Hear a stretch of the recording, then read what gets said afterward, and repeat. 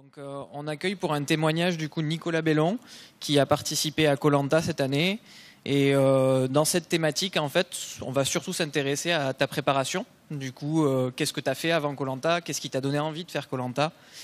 Comment ça t'est venu et combien de temps ça t'a pris en termes de préparation depuis l'idée de participer à une émission comme Koh Lanta jusque finalement combien de temps ça a pris d'arriver à être pris pour Koh Lanta parmi les derniers candidats?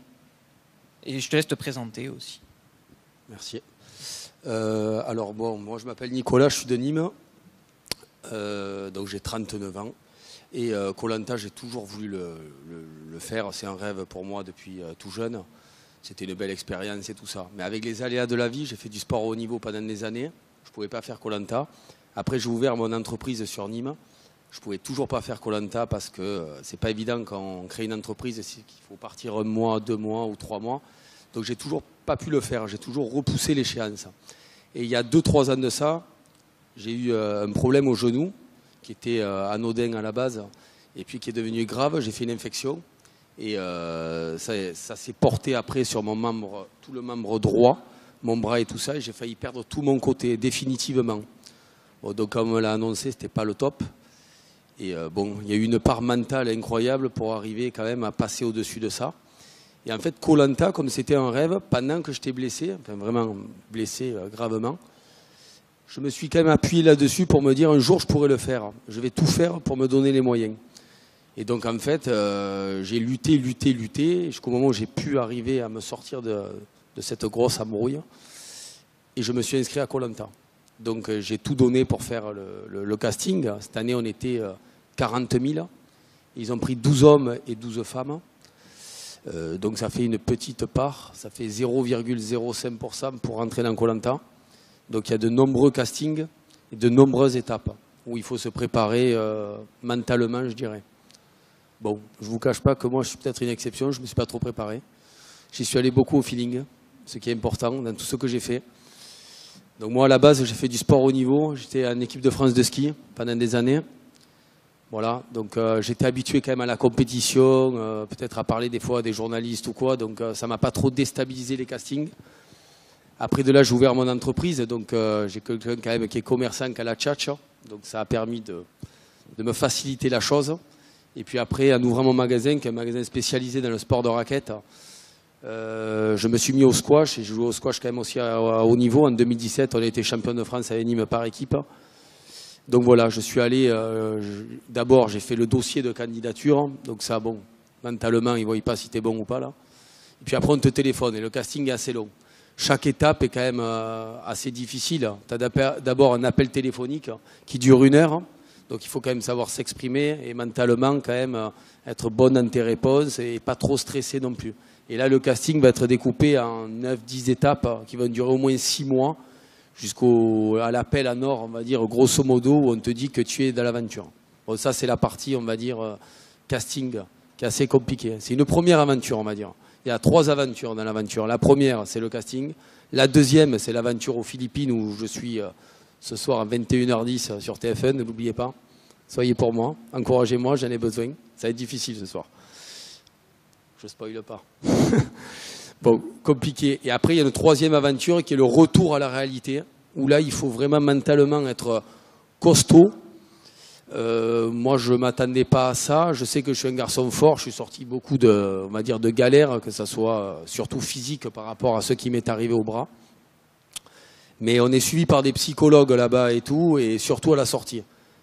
Pour les plus faibles, on va dire, d'entre nous, en sachant qu'on est 40 000, et pour eux, ils prennent quand même 24 personnes quand même solides.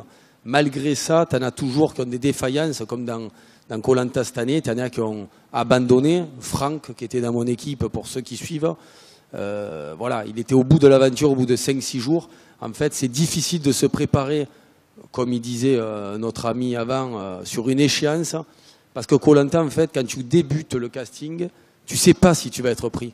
Donc en fait, tu t'entraînes pour quelque chose que peut-être tu n'arriveras jamais à réaliser. Il y en a qui se sont inscrits pendant 10 ans, ils ne sont jamais rentrés. Il y en a qui se sont inscrits une fois, ils sont rentrés. Donc là, c'est difficile de trouver une échéance. Il faut être toujours, on va dire, dans le positif pendant tout le casting, mais sans savoir si tu vas être pris. Donc après, ce qui est très difficile dans Koh Lanta, c'est le physique, c'est le manque de nourriture où personne peut s'entraîner à ça. Et là, franchement, même si on est suivi par des médecins, tout ça, chaque personne est différente et personne ne sait comment un corps réagit de chacun au manque de nourriture. Moi, pour ma part, le Koh Lanta que j'ai réalisé, c'est pas parce que j'y étais dedans. On en a discuté avec Denis Brognard il y a quelques semaines autour d'un repas, ce coup-ci. Il n'y avait pas de riz ni de manioc. Et il nous disait que c'était le Koh Lanta le plus difficile des 20 dernières années. Parce que d'une, ils ont voulu durcir le jeu en nous donnant pas de nourriture de riz. Mais le truc qu'ils n'ont pas maîtrisé, c'est le fait qu'en fait, il y avait un typhon qui était sur Hong Kong et qui est descendu sur les Philippines. Et donc, il a plu toutes les nuits, on va dire, pour faire une comparaison. C'était un épisode Sevenol tous les jours. Mais puissance 10. Tout est plus gros, tout est plus fort là-bas. Donc, c'était délicat. Donc, on n'a pas pu manger et faire de feu. Donc, on s'est retrouvé 1 jour, 2 jours, 3 jours, 4 jours, 5 jours. On s'est dit, on va mourir, c'est pas possible, sans manger. Donc là, sincèrement, tu peux être fort physiquement préparé. Il n'y a que le mental qui peut faire résister. Bon, je reviens à Franck.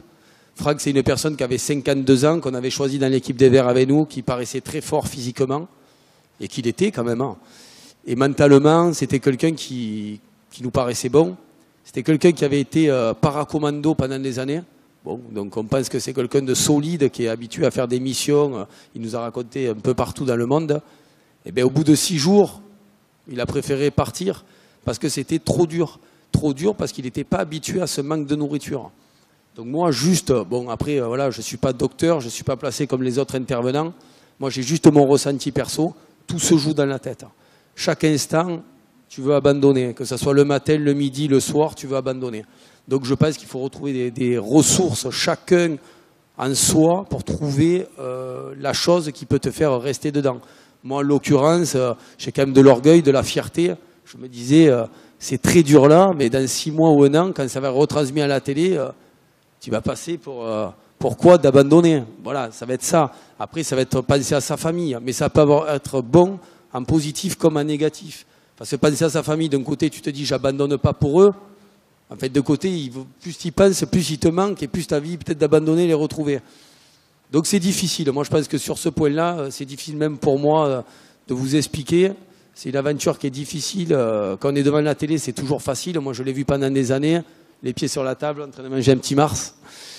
C'est pas du tout ça là-bas. C'est très, très dur. Et tous les aventuriers qui sont passés dedans, moi, je les félicite. Et c'est vraiment courageux. Ceux qui abandonnent, ben, ils abandonnent, mais ils sont arrivés au bout d'eux-mêmes. J'espère pour eux qu'ils ne sont pas déçus de ce qu'ils ont fait. Mais on ne peut pas se préparer au manque de nourriture, aux conditions difficiles. Nous, il pleuvait toutes les nuits. Moi, j'étais en caleçon. J'ai passé l'aventure en caleçon, à part sur les épreuves où ils nous ont dit de s'habiller. Tout était mouillé. On ne pouvait absolument rien faire. On était dans la gadoue, dans la boue. Voilà, tout était difficile. Et là, c'est vraiment le mental qui compte. Donc, c'est vrai que là, j'interviens aujourd'hui sur le mental. Mais c'est vrai que donner des conseils à des gens, pour moi, c'est difficile parce que chacun, moi je pense, a les ressources pour résister en pensant à quelque chose qui peut le faire résister. Je ne sais pas si je suis clair sur ça, c'est peut-être pas clair, je ne suis pas prof, mais voilà, il faut résister au mal. Et nous, on n'a pas mangé, on a bu bien sûr, et en fait, tout était dur. Il pleuvait, on était mouillés, les serpents, ils faisaient de 1 mètre à 2 mètres. Les araignées étaient comme la main, les moustiques, ils étaient comme le doigt, tout est plus gros. Même les gouttes d'eau qui coulent, on dirait pas des balles de tennis, mais des balles de ping-pong. Tout est plus dur là-bas, tout était plus dur aux Philippines.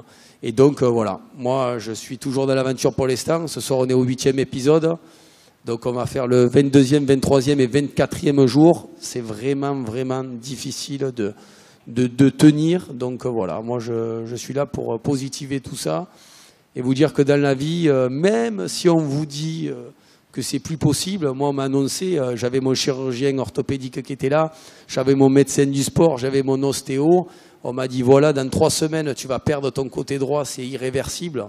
Même si mentalement, moi je m'estime fort, j'ai fait du sport au haut niveau, je résiste, je ne vous cache pas que j'ai pris un coup de bambou. C'était compliqué. Ça a duré quelques jours et puis après il a fallu retrouver les motivations et se dire bon, écoute, qu'est-ce qu'on fait? Ou on baisse les bras, c'était le cas de le dire, ou alors on essaye de se battre. Voilà. Bon, j'ai eu peut-être un facteur de chance. Je suis quelqu'un qui boit pas, qui fume pas, qui est sain. Voilà. Mais je pense qu'il y a une grosse part mentale. J'ai résisté. J'ai dit il va pas s'éteindre ton bras. Essaye de tout faire. Donc je me suis battu, de la rééducation.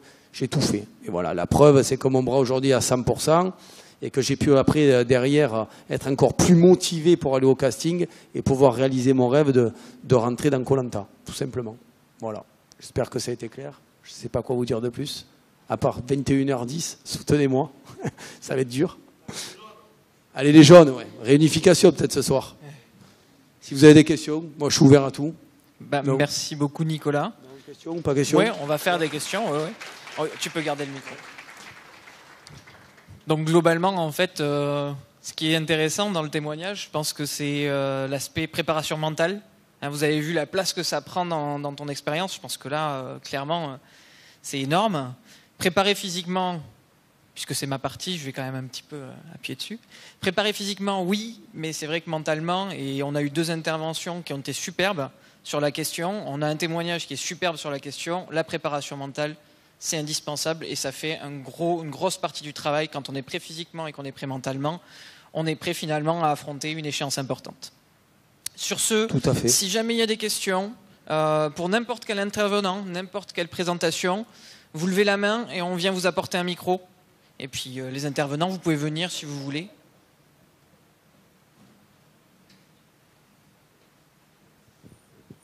Oui, comme vous voulez, comme tu veux. Comme tu veux.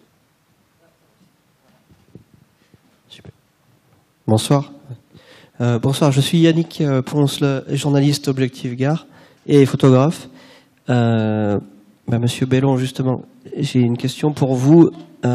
Visiblement, vous êtes l'anti-exemple de cette conférence puisque vous n'êtes pas préparé, mais quand même vous êtes allé sainement physiquement et puis avec cette histoire d'handicap, vous étiez très fort, quoi. On a parlé beaucoup du moment présent, les deux sur le mental, et donc j'aimerais juste savoir, puisque vous avez dû avoir des choses très très dures, et sur les moments présents, qu'est-ce qui vous avait fait tenir, qu'est-ce qui vous a fait rester sur les moments présents? Est-ce qu'il y a vous voyez ce que je veux dire? Oui, je vois tout à fait, mais pour revenir, moi je pense que j'ai pas une anecdote à vous donner. Qu'est-ce qui m'a fait tenir? Déjà, comme je vous ai dit, j'ai quand même de l'orgueil, j'ai toujours fait du sport au haut niveau. Bon voilà, je suis dur au mal à la base, sur les entraînements je sais ce que c'est de vraiment se faire mal. Là-bas j'ai retrouvé complètement autre chose, c'est-à-dire qu'au bout de 2 jours j'avais le corps de ma grand-mère. C'était pas mes jambes, c'était pas mes bras, c'était pas moi. C'est ça qui est très compliqué. Et en fait, dans Koh Lanta, plus tu es sportif, plus tu es fort, ou plus c'est dur. Parce qu'en fait, moi, je sais que quand je m'entraîne fort, je peux manger 5-6 fois dans la journée. Donc j'ai besoin vraiment de mettre de l'essence dans le moteur. Et là-bas, tu te retrouves en fait que peut-être la ménagère de 50 ans, qui fait pas de sport, elle va plus résister que moi, parce qu'elle met moins d'essence dans le moteur. Et c'est ça qui est difficile, de te dire, j'arrive sur une épreuve, normalement je vais tous les broyer, et en fait tu t'aperçois que tu broies rien, parce que toi tu es vraiment dans le dur, le fait de ne pas avoir mangé. Donc on va dire que ça, mentalement il faut passer au-dessus et essayer de trouver autre chose. C'est-à-dire que physiquement tu peux être fort, te dire moi je vais gagner toutes les épreuves, et tu t'aperçois que tu gagnes rien du tout. Donc il faut changer le fusil d'épaule, on va dire entre guillemets, et mentalement trouver des ressources pour passer à autre chose et se dire bon, mais physiquement là je suis vraiment amoché, essayons peut-être de faire autre chose pour pouvoir rester dans l'aventure. C'est-à-dire que là-bas tout est remis à zéro, qu'on soit fort physiquement, pas fort et tout, le fait qu'on mange pas, de toute façon c'est fait exprès, la émission elle est faite pour pas que les meilleurs sportifs gagnent peut-être, ou voilà, c'est vraiment le fait de niveler. Après, moi, qu'est-ce qui m'a fait résister? Comme je vous ai dit tout à l'heure, j'ai essayé de penser à tout, aux moments difficiles que j'ai eu pour mon bras, quand on me l'a annoncé et qu'on m'a dit que j'allais le perdre. Là-bas, plusieurs fois, j'y ai pensé en me disant, rappelle-toi, là aujourd'hui, tu as ton bras. Tu pourrais peut-être regarder Koh Lanta devant ta télévision sans ton bras. Bon, là, tu es dans l'aventure, tu es dedans, tu ne peux pas abandonner maintenant avec tout ce que tu as fait, tu ne peux pas baisser les bras. Voilà.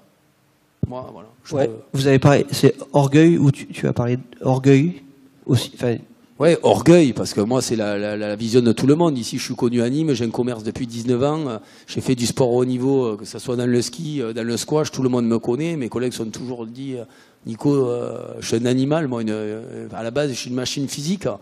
Et là, je me suis dit, mais attends, si tu abandonnes, mais le retour, sur le coup, oui, tu abandonnes, bon, tu rentres à l'hôtel, c'est super.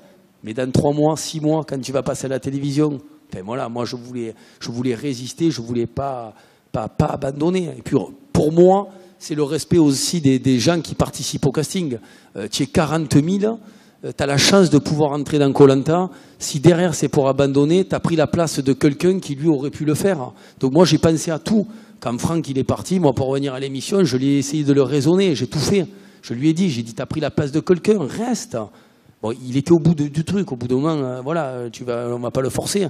Mais voilà, moi j'ai pensé à tout ça, les gens pour le casting, prendre la place de quelqu'un d'autre, voilà, se battre pour moi, mon bras, j'étais tiré d'affaire, me dire tu peux pas abandonner maintenant, t'as pas abandonné pour ton bras, tu vas pas abandonner là. Voilà, il faut que, moi je pense que chacun là-bas dans Koh Lanta, pour avoir discuté avec les autres aventuriers, arrive à trouver quelque chose qui les fait pas abandonner. Je sais pas, moi, il y a Géraldine dans le truc, elle a des enfants, elle pense à ses enfants. Voilà, chacun va trouver quelque chose qui va lui faire résister. Notre aventurier avait perdu sa maman, il a pensé à elle fort, il ne pouvait pas abandonner pour elle. Et voilà, moi j'ai pensé à plein de choses. Voilà, avec plaisir.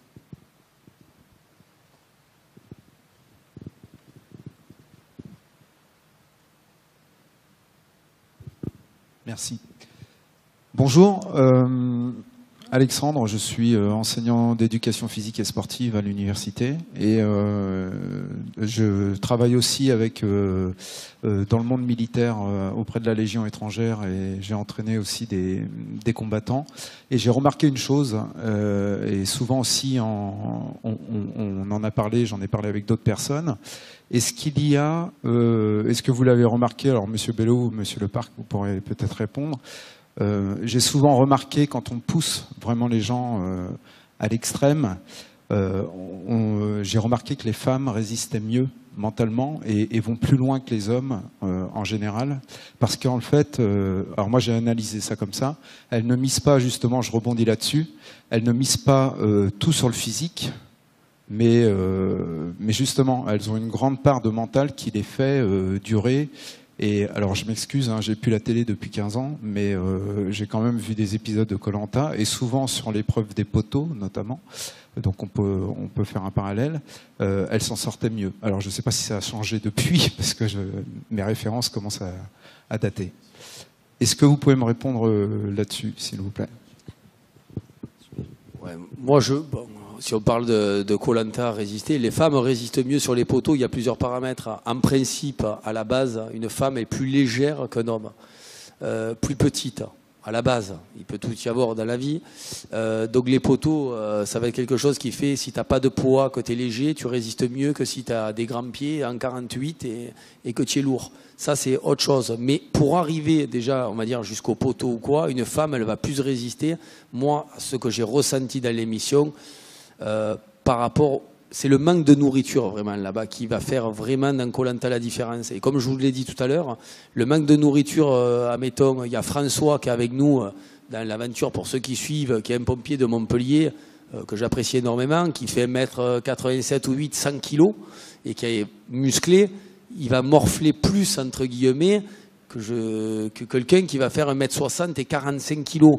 C'est comme je disais, c'est vraiment ce qu'on met dans le moteur. À la Légion étrangère, tout ça, moi pour en connaître aussi, voilà, le truc qu'il y a, c'est des gars très forts mentalement, qui ont eu des passés dans leur vie, des vies difficiles. Donc je pense qu'ils sont durs au mal, ils résistent à tout. Je pense que c'est des gars qui vont chercher mentalement, comme j'ai dit tout à l'heure, par rapport à leur famille, tout ça, peut-être qu'ils sont encore dans des pays difficiles, ils veulent leur redonner de l'argent ou quoi. Voilà, ils ont un mental de folie. Après, moi, pour parler de ça, j'ai mon cousin qui était tireur d'élite dans l'armée, qui est dans le groupe d'intervention maintenant, on en discutait encore. Même quand ils partaient en Centrafrique ou en Afghanistan ou quoi, ils avaient leur collation. Donc ça, c'est quand même très compliqué. Même la Légion étrangère, quand ils font les tests de survie en Guyane et tout ça, ils t'expliquent quand même que même le soir, ils ont quand même leur petite collation. Dans Koh Lanta, on l'a pas. Donc le fait de pas l'avoir, même si on est suivi et tout, tu sais pas comment on va réagir. Tu peux exploser en vol et tu manges pas. C'est un cercle vicieux en fait. Si tu manges pas, tu es fatigué, tu n'as plus d'essence et après, il y a aussi tu es chaud rapidement. La moindre remarque. C'est tendu, il y a tout qui monte en pression en fait, hein. Ça peut aller très très vite. Maintenant, je te laisse répondre à la deuxième partie de la question. Ouais, je t'envoie ça. Alors, pour ma part, j'ai côtoyé aussi les légionnaires de Nîmes quand j'ai fait des missions en Afghanistan pour faire la protection rapprochée de l'ambassadeur. Et coup de peau, j'étais tombé sur les légionnaires de Nîmes à l'époque, donc des super mecs, super entraînés, génial. Je mettrai un bémol, je pense qu'il ne faut pas généraliser. Chaque être, que ce soit homme ou femme, est différent. A son bagage mental, physique, ses capacités. Ça serait intéressant de faire une étude là-dessus, effectivement, donc, scientifiquement parlant, d'arriver à dégager une étude, des chiffres là-dessus. Pour ma part, j'ai envie de te dire, mon expérience n'est que mon expérience et je ne vais pas en faire une généralité. Dans mon ancien passé de policier, j'ai côtoyé des super mecs, au taquet physiquement, de super tireurs, tout ce que tu veux, qui maîtrisaient plein d'arts martiaux et tout ça. Et à l'instant T, quand il fallait agir, finalement, le gars, tu sais pas pourquoi, ça buguait. Il bougeait plus. Figé par le stress, par la peur. Et à côté de ça, la petite pépette à côté, super réactive, tu n'aurais pas mis un copec sur elle et pourtant elle dégageait, elle sortait du lot. A contrario, d'autres situations inverses. Donc c'est pour ça. Je n'aurais pas vraiment je vais te faire une réponse de Suisse, quoi. Tout est possible et je ne pense pas qu'on puisse tirer une généralité de tout ça. Voilà. Ce n'est que mon avis et mon expérience. Est-ce qu'il reste une dernière petite question? On pousse un petit peu pour ceux qui voudraient poser une question de plus. Non? Ok, parfait. Bah, du coup, on va clôturer cette conférence. Je vais laisser Madame Bernal le faire. Donc on peut remercier l'ensemble de tous les intervenants. Donc, tous les intervenants ont fait une très très bonne présentation. Merci à tous. C'était vraiment un moment très constructif pour tout le monde. Un grand merci à tous les présents, donc les enseignants-chercheurs, les étudiants, donc tous ceux qui ont fait la démarche de venir également assister à cette conférence. Du coup, c'est la dernière conférence du cycle de conférences APSI pour cette année. Ça redémarrera l'année prochaine. Normalement, ça recommence en octobre. Voilà, donc on repartira pour un cycle de 5 conférences avec des thèmes divers et variés. Et voilà, donc je vous souhaite à tous une très bonne soirée. Et encore un grand merci. Vous pouvez les applaudir une dernière fois, tous les intervenants qui étaient avec nous ce soir. Merci.